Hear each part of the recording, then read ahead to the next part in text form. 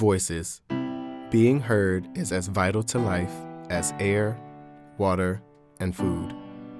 We may recognize sound, but are we really listening?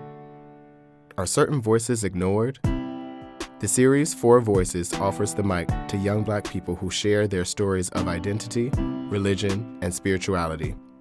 The voices of a new generation of community activists are emerging that includes young people from diverse social identities. Let's listen to Ron. Yeah, so I would describe myself as queer, just because I feel like sexuality is fluid, and there's levels to attraction, right? Just because I find someone like physically attractive doesn't mean like I want them, right? I can just acknowledge that, hey, this is a very attractive person. Even with like, let's say studs, right? Like there's plenty of times I look at a woman who would be considered a stud and be like, oh my God, they are fine, right? But I also respect that boundary of what their identity is. So yeah, just queer because it flows between whatever the weather is, basically. Just as Ron is comfortable embracing his sexual identity and respecting those of other people, he has embraced his calling. History is full of examples of people who obeyed these lifelong vocations and helped transform the world. Yet sacrifices are necessary. What I'm most proud of right now, I would say, is probably my work as an organizer, more so my dedication to organizing. I have been through ups and downs doing this work, whether it be marginal employment, 2 stints of homelessness, right? And just trying to find that balance. But no matter what, I know that this work is what I'm called to do. As much as I don't want to do it sometimes, but moments like the past couple of days remind me of why I have to do this work. If no one else is going to do it, it's my responsibility to make sure that this work gets done. Ron's calling reflects a passion for both community organizing and storytelling. Just as God called him, Ron discovered God through the same calling. But what makes someone follow a path where other role models have faced certain danger and sometimes death? I use the word calling because God has put me in places that I had no business in, right? Because through organizing, I found God, right? Going to Ferguson, Labor Day weekend after Mike Brown got murdered. I met a lot of radical clergy, and at that time, I wasn't dealing with the church or religion at that point for any matter, but just looking at the spaces that I've been in, the opportunities I've been given, there's no other answer besides like God has put me in this place, whether I want to be there or not. Something just is kind of like Jeremiah. Sometimes I compare myself to Jeremiah in that I don't want to do it, but after a while, that fire gets shut up in your bones and you just gotta let it out. And if I don't let it out, I go crazy. So yeah, that's why I would say this work is a calling. I want to tell stories. That is what I feel, that's the other part of the calling, is the call to tell stories, to make sure that stories that are often neglected or buried have the opportunity to rise to the light and be told in their full glory. Ron has been churched, de-churched, and re-churched. Biblical characters like the prophet Jeremiah and contemporary radical clergy ultimately drew him into community organizing. He easily points to people, places, and processes that helped him step into the flames of his truth.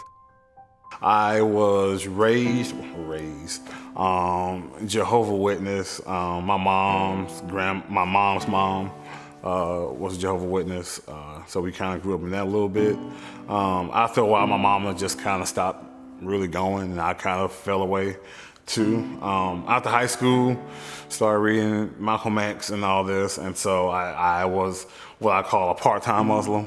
Ramadan, and I didn't eat pork, but that was about the extent of it. And then at some point I was just like, don't really feel like dealing with religion. And then I went to Ferguson. And that was an eye-opener. Like I said, it was going out there, hitting the streets and seeing a radical, what I like to call my radical clergy out there, people who are using their faith in God as their justification for being out here, right? We're so used to seeing on the media, or not just, I don't even want to say the media, we're so used to the narrative of God being captured and held hostage, quite frankly, by right-wing evangelicals. And that is not the God that I met in Ferguson. That's not the God who's carried me from Ferguson into all the other places where I had no money, literally $12 going from here to South Carolina, and still found a way to feed me and put food in my stomach and have a shower and a bed to live in, right? That's the God I know, and it's because I was doing the work. So yeah, that's pretty much been my spiritual journey. Got to go to American Baptist College after going to Ferguson, and that kind of helped me develop a better sense of theology. Same school that, rest in peace, I now recently transcended ancestor John Lewis went to, as well as C.T. Vivian, Bernard Lafayette, James Bevel. So many great minds and people who stood for justice have came through that. And so learning those tools also, that's all been part of this journey. Kindness can squash cruelty, and cross-cultural interactions can foster empathy and inclusivity. My mom has always told me to speak my mind, right? Her thing is to do it respectfully, but, speak your mind. And if something's bothering you, come tell me, right? And I guess I've kind of taken that into my organizing to always speak my mind. The advice I would give to family members of LGBTQ people is that God works through everybody, right?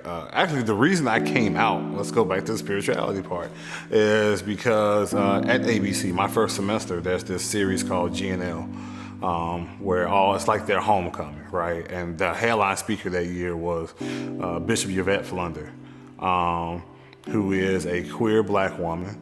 And I remember there being this big hoopla about, having her come speak at this Baptist seminary. There was supposed to be protests from a bunch of black male pastors. They didn't show up, but I remember at that point, I kind of integrated myself pretty strongly into the Nashville organizing community. So the school came to me, it was like, hey, can you make sure, if you need to call some friends just to be there, to be in that space. Remember calling people, and Vanderbilt Divinity, who has some of the most radical people. There's no way you can organize in this city without knowing Vanderbilt students. But they brought some people there, and like I said, no one came, but we went. And I watched this woman bring the Baptist World Center, right, to tears, right? Not even just sad tears. I watched people who didn't want her to speak, right? By the end of that, they were in tears. It was just watching how God worked through this woman who, quite frankly, is one of the most hated demographics in America, right? She's black. She's a woman, and she's queer, right? She has everything going against her. And to watch God use her the way he used her was just transformative. And I knew at that moment that I couldn't continue to live, not necessarily a lie, but not my whole truth, right? I had to step into my whole truth at that moment. So that's one thing I want you to know, is that God works through anybody. God is no respecter of persons. We must follow that motto. Don't think that God, that because your child or cousin, whoever is queer or LGBTQ, that they're going to hell or that they can't be saved. No, that's who God's going to work through. Just look at the Bible, right? God didn't go through some hierarchical, well-to-do means to bring Jesus here. He went to a poor woman. He went to one of the poorest demographics, right? And that's where he placed Jesus, right? In the outsiders, right? The Palestinians, the brown people, right? The low ladder of our society is where our greatest, his greatest work came from. So yeah, just know that there's a place for them, and their life means something. They are living that way for some reason, right? And there's a beautiful truth to it. And the world is cruel enough to us as it is, right? The last thing we should do is to be harmful to ones that we are supposed to love. For Ron, the origins of God's greatest work, Jesus Christ, provide the strongest evidence of the Creator's ability to work through anyone. Listening to other people's stories can build relationships across a sea of divides. Your chances of having anything nice to say about queer folk or trans folk or gay, lesbian, whatever, is if you're not around them, then how can you know what their station in life is, right? How you have to have that perspective in order to have that empathy, for some people, at least. So I think the biggest thing that society can do is to get out of your comfort zone and find these people and actually get an understanding of what they're going through, right?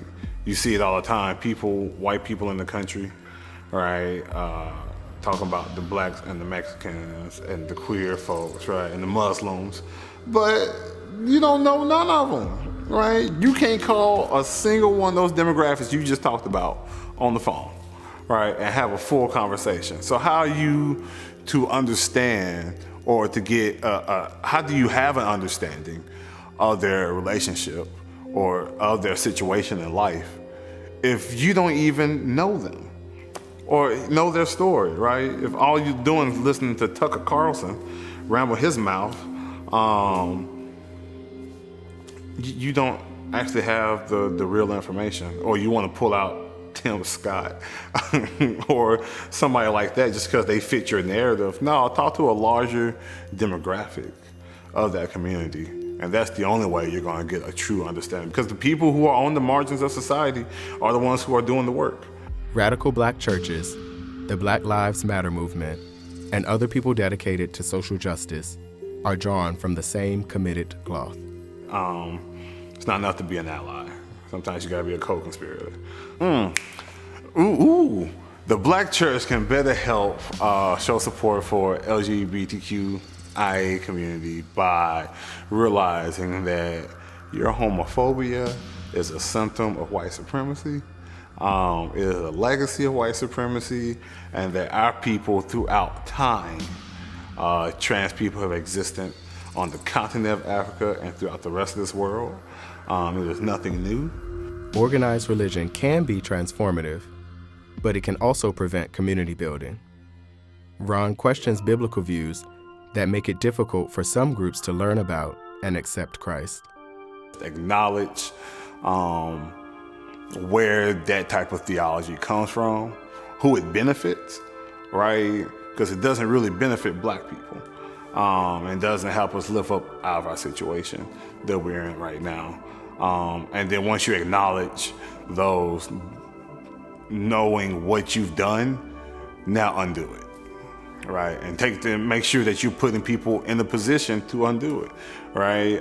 Making sure that, the queer folk in your church are more than just in the choir, right? That they're in positions of leadership, and that they're able to be their full, true self at church, right? Not, I have to go to church and be a Christian, I can't be queer. Like, no, those ain't mutually exclusive. Patrice Cullors, Alicia Garza, Opal Tometi, and other community organizers today stand on the shoulders of leaders like Marsha P. Johnson and Sylvia Rivera, diverse activists who made sacrificial decisions to give voice to people whose voices were unheard. Yeah, I do think the Black Lives Matter movement is changing the conversation around issues, whether they be around gender, sex, housing. I think policing. I've been organizing since full-time since 2014, and thinking about in the beginning when we were having those conversations about the need to defund the police, right? And now you hear everybody talking about defund the police. I mean, just 2014, it was controversial to say Black Lives Matter, right? And now this past summer, I mean, it's kind of been, capitalism will find its way into something. But now you have all these companies and whatnot. Hell, Dolly Parton, who is the Queen of Tennessee, and doesn't really say much when it comes to issues like that. Even she was like, hell, you think our white asses the only ones that matter, right? Like, that's big to have someone of that stature say something like that. I think when it comes to gender, like I said, this is how I found out about the lives of trans folks, right? Because they've been doing the work before Mike Brown, before Trayvon. They've been doing this work since the beginning of time, right? And it has also allowed them an opportunity to let their voice be heard. But we often hear this thing about how BLM is trying, or like the gay agenda is trying to infiltrate the Black Lives Matter movement. And it's like, no, it's one and the same, right? Like, you can't talk about Black Lives Matter, and meanwhile, queer black folks are out here doing the work, right? Who are on the ground every day fighting for the collective liberation of black people, and not acknowledge their intersection, right? If a black person is suffering, right, because they are transgender, then that is a black life that currently does not matter, or is treated as if it doesn't matter. And if I believe that all Black lives matter, then I have to do whatever it takes to make sure that person also sees liberation in whatever form they view liberation. Liberation is necessary for everyone, but much more needs to be done to achieve this goal. Not everything we do is to be seen, right? The biggest way to know what movements are really doing is to join them, right? And get involved, right? And to network and understand who's working on what. So I think we could do more, right? But I think the things we could do more, when it comes to saying we could do more, a lot of that's related to resources, right? A lot of that's related to funding and access. And so if we ain't got the money, we just can't we can't do it sometimes. So Yet helping to bring heaven to earth comes with dangers. Memories of Ferguson, Missouri, Kenosha, Illinois, and other instances too numerous to mention illustrate efforts to silence voices and undermine community action. But Ron remains steadfast. yeah, I know I'm in danger every time I step out there, whether that be from the cops, right, who are in full-blown riot gear, and I have nothing but my loud-ass voice and my big black body, right, to what we just saw a couple of days ago in Kenosha, right, a 17-year-old who killed 2 people, right? I'm constantly in danger.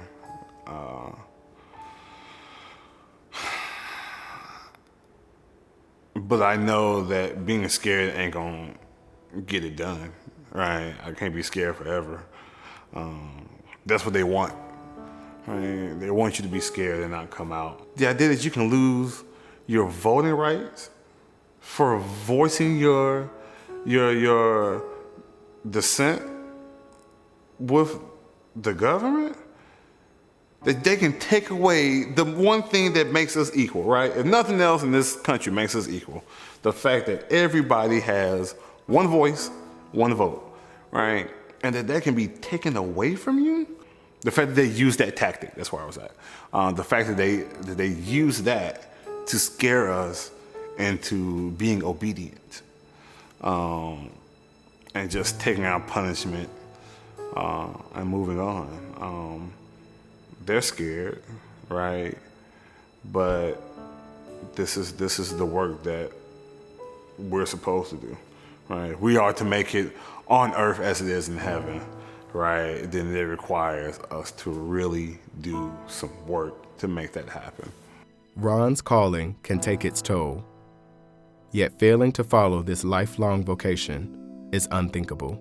It is tired,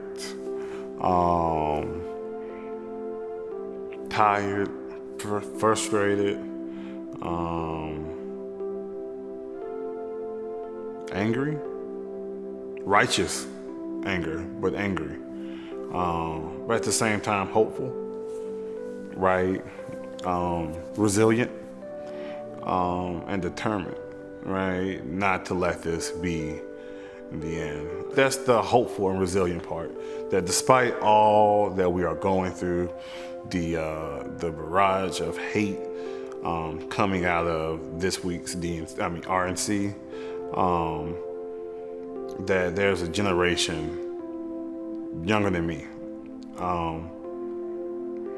who want to see better and are willing to do whatever it takes, even at a young age, to see better. Ron's behavior is emboldened by Scripture as well as contemporary concerns and challenges. To honor his calling, Ron must continue the work to bring God's vision to reality. No one's going to see your vision the way you see it. And it's to keep pushing, right? It won't be easy. There will be obstacles. But if you know what you're doing is right, or that you're called to do it, or this is what you're supposed to do, never let somebody derail you from that. Don't let anybody talk you off of it.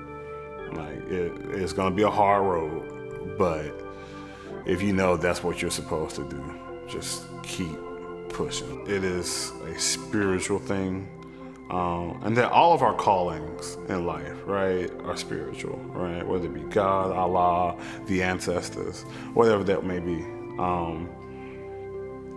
Just don't give up, don't get derailed, and just keep pushing forward. I'm talking to myself right now, actually.